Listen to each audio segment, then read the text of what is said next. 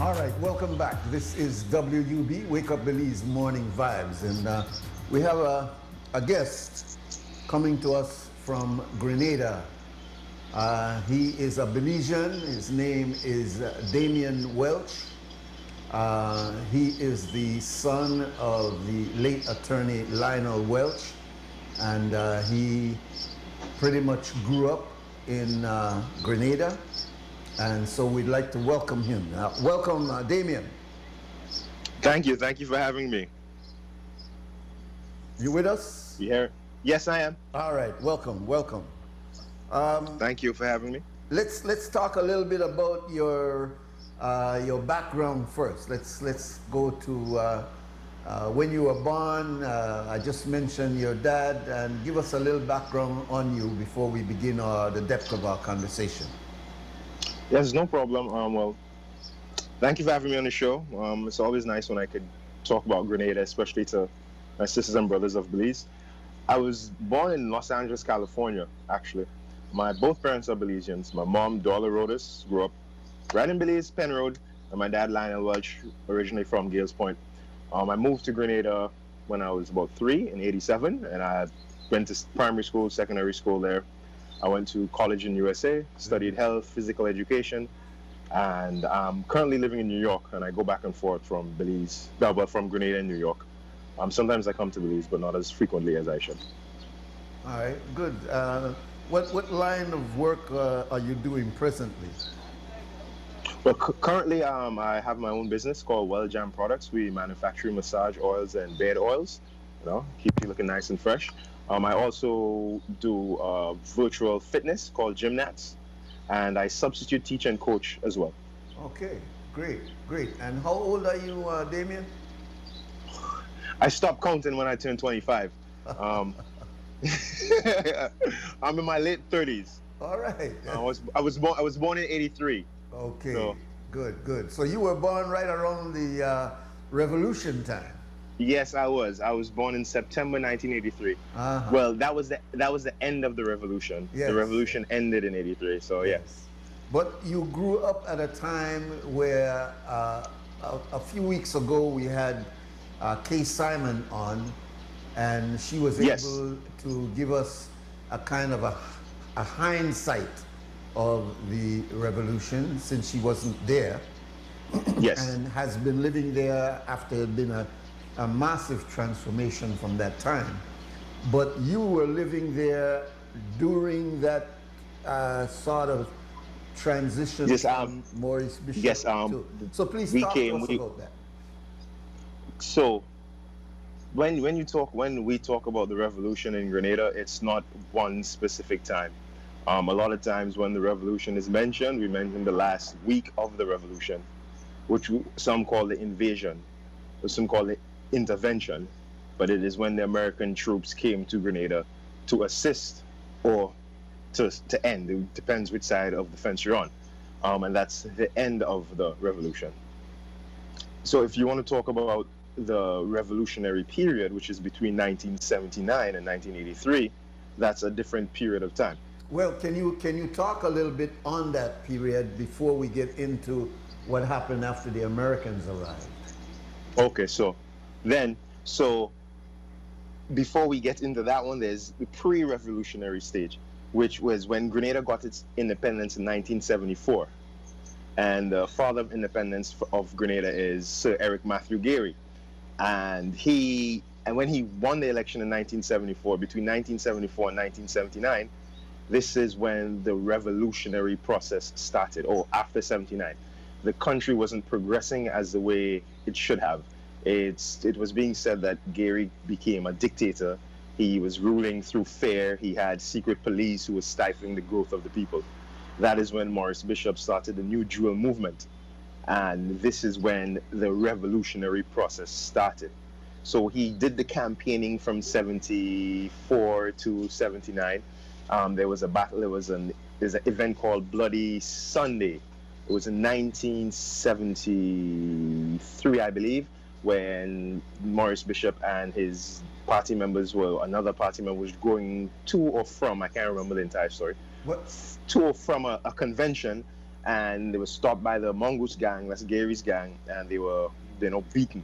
Yeah, And but that was called before Bloody Sunday. But that is what started the revolutionary process. And these events spared demonstrations and rallying and people calling against him, and that's what started it. yeah, I want to go back a little bit again because Uh-huh. you're talking right now about the actual physical conflict. But you Right. mentioned before that Eric Gary, who was the father of the Grenadian independence, In the back. Yes. that the socio and economic situation in Grenada after his rise to leadership started to deteriorate, and there were questions of the economy being in bad shape, and also there was Yes. this mongoose gang, this secret police that he had, Yes. that he would Yes. send out towards his enemies, and they would deal with you under the orders of Eric Gary, who was in fact a constitutional prime minister at the time. So explain to us, if you could remember, I'm sure this was before your birth, but I'm sure you guys have studied this, and what were the efforts being made by well, not only Bishop, but there were others. What were the efforts being made at that time to bring attention to the fact that things were not the way that they should have been in Grenada? Well, see, no. Again, with all great leaders, there's two sides to the coin. There are people who believe in their ideas and what they do, and there are people who believe they can do better. Sir Eric Gary was no different. He's the one who led the Grenadian people through unionization to the push for independence. So he had a big following. His main rival was Herbert Blaise, and they battled back and forth with governing Grenada during the colonial times. Eventually, Eric Gary was the one that led Grenada to independence. He had his following. There was an election. He won the election. The New Jewel movement claimed that he won fraudulently through cheating, however, allegedly miscounting ballots, ballot boxes were found. But by that time, he already won, and he continued to rule Grenada because Sir Eric was ruling Grenada from the 50s. He was always in government. So by the time the 70s came around, he was already in there for 20 years. Yeah. I ask you this, Damion, because again, as a student of the history of Grenada, you must have heard that in Belize, we had a movement, a youth movement that was very similar to the New Jewel movement, that were arguing some of the same arguments that the New Jewel movement was arguing, that you had one government in office for many, many years. Youths felt displaced, felt that there was a kind of an autocratic rule with one radio station, a prevention from certain cultural expressions. And in fact, it was also a political conversation, not as much as it was in Grenada, but nonetheless, this youth movement was akin to what we saw not only in Grenada, but the New Jack movement was also in Trinidad around the same time. There were also youth efforts in Jamaica. But of all these efforts, the one that became revolutionary in the sense of going political was the New Jewel movement. So I'm putting that into context so that when you're giving us this explanation, you know that Belize had gone through not exactly the same scenario, but a very similar scenario of youths challenging the political order. Continue, please. Yes, so you're very correct. It was the same type of revolutionary time with the Caribbean. A lot of the CARICOM countries were just newly independent, 5-6 years, so they were still getting used to that idea of freedom. So where was I? I was Gary. Well, you were pointing out that Gary had a 20-year span, and right. that, yes. Yeah. He was leading, and it was said that he was misappropriation of funds He was using the assets and giving it to his close friends and his relatives, and he was making side deals. This is what was being argued against. So the New Jewel movement started their party and tried to rally the troops and get the people to vote in a democratic way.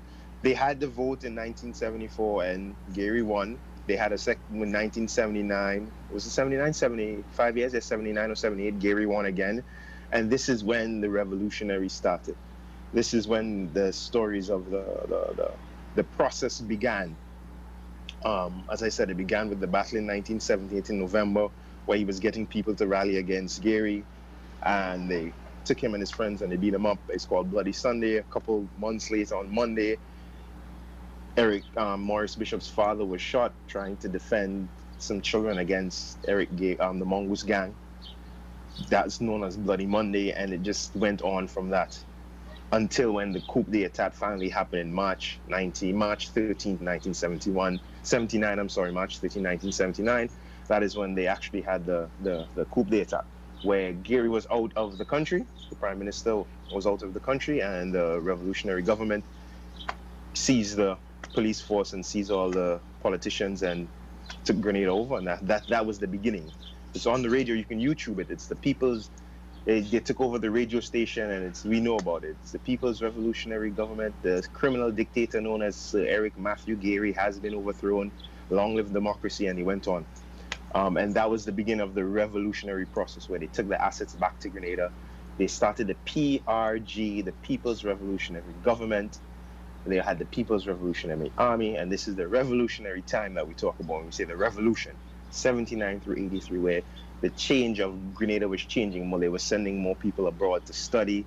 They were opening the borders, trying to increase tourism, figuring out a way to get the country out of debt. That's what the revolutionary spirit was about.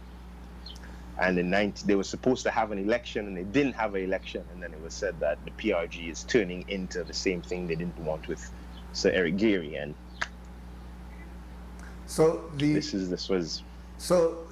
the first couple of years of that process, led by Maurice Bishop, and also Bernard Cord was very much involved there. They were attempting to correct the problems that they found in the economy, opening up the economy, introducing scholarships, and I understand that one of the things that they were doing was to bring a lot of young people into running committees and running sections of government. Tell us about what you heard about that period, because you were very young, but what have you heard about some of the changes that they were attempting to make after the coup? So, as Auntie K pointed out, there's two sides. There's the side that was for it and the side that was against it. So the sides that agreed with it would, let me start over. How the revolution was run, it was run to help the people and grow Grenada, raise the literacy rate, have more doctors, have more agri-processing, export more, bring down the deficit. This was the main goal. But as it was going on, it's always who's going to control it. Should it be run by the government, or should it be run by private persons who live in the country?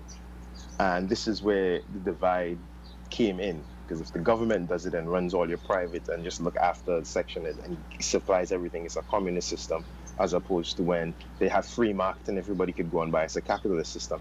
So at that time, this is where the divide was. How are they going to run Grenada for it to be sustained? So some people agreed with it, some people didn't agree with it. If you never went to school and you wanted to go to school and you were getting an opportunity to go to school, you would like it. You got to study, you got to go here, you got to go there, you got to learn.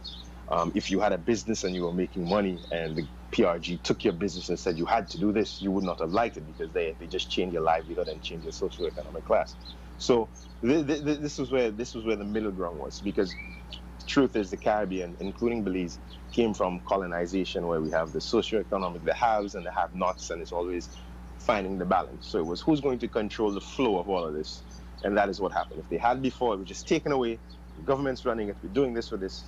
If you're with us, good. If you're not with us, there's another story of people who weren't with them in the camps they were taken to and how bad it was. and they have people who said that wasn't true. There were no camps. So it is just what side of the fence you lie on. But if we stay on the side of growth and economy and what they were thinking, that's what they were trying to do, trying to, in a sense, still things we're trying to accomplish today in the Caribbean and Belize and the small economies and the developing countries, and being self-sustaining and educating the population. So it's understood that in the initial stages, the New Jewel movement came in to try to correct certain problems, certain issues of injustice and lack of equity and those things. But it appears from what you're saying, and in fact the history bears this out, that while it started out with really good goals and an ambitious move to try to correct things, eventually it started to fall into being accused of being just as dictatorial as was Gary. Is that correct? Yes, that is where it went to, because there are stories amongst the population that if you started to speak against the revolution, you were not for the revolution, and it's either you with us or you against us. So if you didn't agree with something you said, they would do basically the same thing that the alleged Mongoose gang would do. So it was, well, you're not any different, you're doing the same thing. And from that was even scarier, because now you have your own people doing it to you. So it's very touchy in that sense. Yeah. Well, we know that the revolution did not last very long before it started to implode. And for example, if you could talk to us about what happened with this disagreement between Bernard Cord, his wife, and also with Maurice Bishop and those who followed him, which eventually ended up with Cord and his group murdering Maurice Bishop, assassinating Maurice Bishop, and then the entire process unraveled and then resulted in the Americans coming in for, on which side you stand. Some people say intervention, some people say invasion. Talk about that. Is correct. What were some of the elements that caused these two men who started off together with the same mind to eventually become enemies to each other? Well, that's just a very complex question, because I guess it would go into the personal ideals of man, or what division that they have. So you have one aspect who is a purist and one who is more liberal, and then it's the meet in the middle. The argument, or a lot of stories or a lot of information brought forth, was that Maurice Bishop was being accused of leaning to more privatizing the sector than having the government run most of the sector.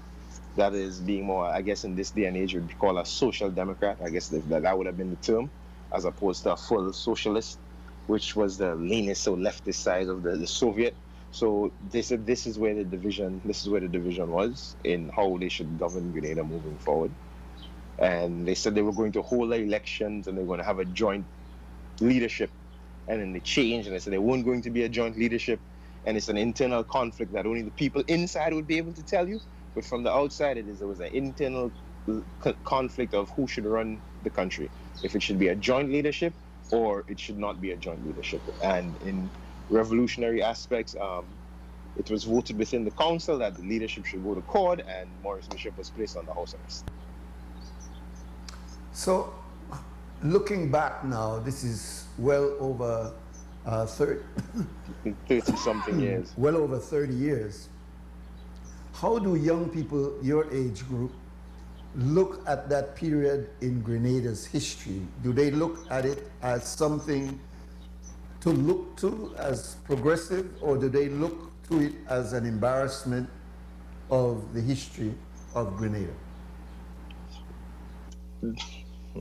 To be honest, it would really depend on the Grenadian you speak to, but I can say that most Grenadians are very proud that Grenada was able to fight for something and was trying to change the way of life and trying to make our people stand up.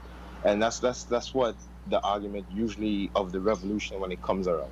Not whether it was right or whether it was wrong. It was the direction they were the direction that the leaders were trying to push for Grenada.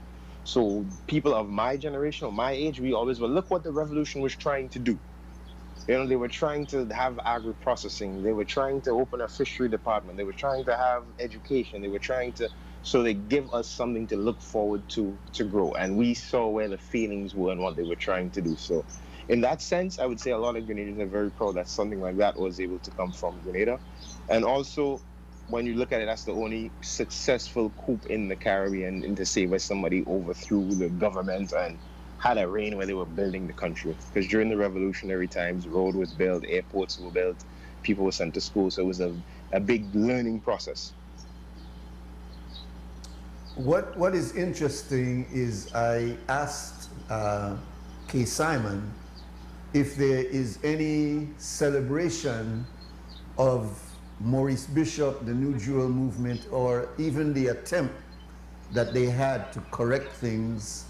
And she said, on the contrary, the day that is celebrated about that period is the day commemorating the American intervention or invasion. And I think it's called Intervention Day or Invasion Day or something like that. We call it Thanksgiving. We call it Thanksgiving. Thanksgiving Day. Oh my goodness. It's Thanksgiving Day. It's the All right. Thanksgiving. Yeah. It's October 23rd or 24th. I can't remember. But you see, and then it is a commemorative day to tell USA thank you for coming and assist at that time, because it was a scary time. A lot of things get. Well, let me go back to answer your question. Yes, there's no days celebrated for Maurice Bishop. We don't have a Maurice Bishop Day or commemoration day. However, people remember the days. People remember March 13th, 1979 as Revolution Day. People remember the speech. People remember blood. Like it's taught orally, but there's no commemorative day. I mean, they've never found his body, so. Yeah, that's another travesty. Well, for the sake of our young Belizeans, because our independence will be celebrated in 2 months. In 2 months, 21st September. 38th year. And Maurice Bishop was at our independence 38 years ago. He was one of those leaders from the Caribbean that came in to celebrate with us on that special day. But of course, at that time, he was the Prime Minister of Grenada. Yes. And it's sad to know, with the great ideas that they had, that there is not much commemoration for what he attempted to do. Failed to do, but clearly still attempted to change the paradigm, not only for Grenada, but really a lot of the issues that he spoke about are still left unresolved within the context of the Caribbean. Before we go on to the COVID-19, tell me how young people like yourself look at the future of Grenada and your involvement in that future. Well, currently... Call on the line, you said? Oh, 39th day of independence. I'm sorry, but I'm taking away a year. Go ahead, okay. Brother. Currently, I mean that we're in our 38th year, and I should have said it's going to be 39 in 39. 39th in. Right. Go ahead. In September. So, and currently in Grenada, there is the youth, my age and younger. The entrepreneurial spirit has resonated once again. The revolutionary babies have grown up. So the passion to try to do different, to try to change, to try to grow Grenada is there. So it's just merging with the older leaders who've been leading similar to Belize for a very long time, and combining it with the youthfulness to get the economy and the country rolling, because we're at the age now. So a lot of, like, some Grenadians look at the revolution and look at it as a time, okay, this is what they were trying to do. Well, maybe we can do it now. So right now it's COVID time, places shut down, so everybody is at a time of creating, thinking of new ways to move forward and new ways to grow. Me myself, I've started an initiative called Empower Initiative. I deal with athletes, mentoring athletes, help them get scholarships to schools, help them do training.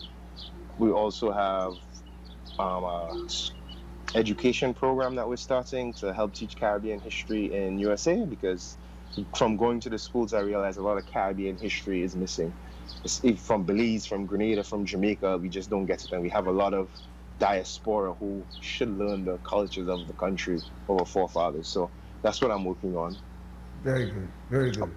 All right, well, listen, in your final comments, maybe you could, and in a way, your last comments really spoke to this, but I wanted to know, around the region, many reports are still coming out saying there are issues of youth crime and violence throughout the region. And even though we have had a number of interventions to try to reduce this problem, which is similar to a pandemic in another way, we are looking at various efforts being made to tackle this issue of youth crime and violence. Can you tell us in Grenada, from your perspective, how you see that being played out? Well, it's the youth crime and violence. It's a pandemic amongst the Caribbean countries, but also it is because of the lack of industries, or lack of workforce, or lack of things for the next generation to do. To be honest, the CARICOM nations, we haven't had a very good track record of starting new industries. So like myself, I'm in that youth, we study, we come back, and then there's not a lot of opportunities to grow. And those who are fortunate enough to move on or to be able to migrate can do that and can do better. But the ones who stay in the country, or who don't have a chance because of the socioeconomic status, there's very limited options to move out. So we just end up, what's the best way to make money? What's the best way to survive? And usually you end up going through that crime, violent cycle. Yeah.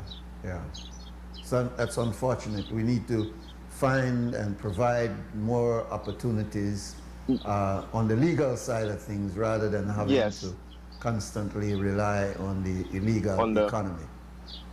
Yeah, but the illegal economy is really fast and quick, but dangerous. Whereas the legal is very slow, very tedious, but at least you live through it, no? And I believe that's where the ideology is kind of, well, I'm surviving, I'm making money, I'm feeding my family, but that is not the way to go, and that's a short life, and it's jail, grave. Indeed. That's it. All right, brother Welch, we appreciate your input. I want to ask you a last personal question now. You've been in Grenada since you're 3 years old.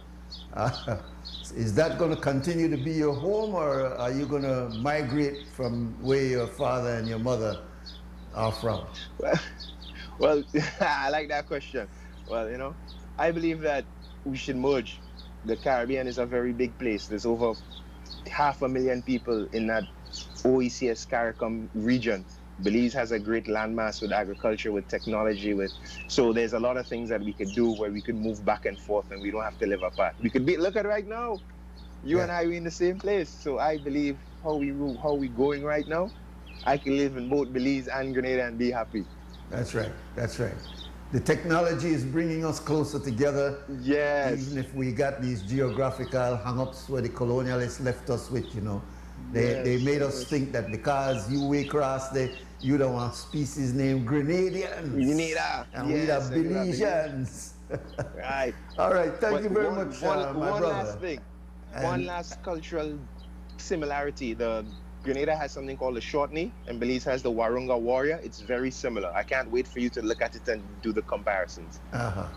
Well, we'll look to get to you another time. We love to listen to young voices, and it inspires us that there's great hope for our future, So thank you very much, Brown. Thank you for having me. All the best.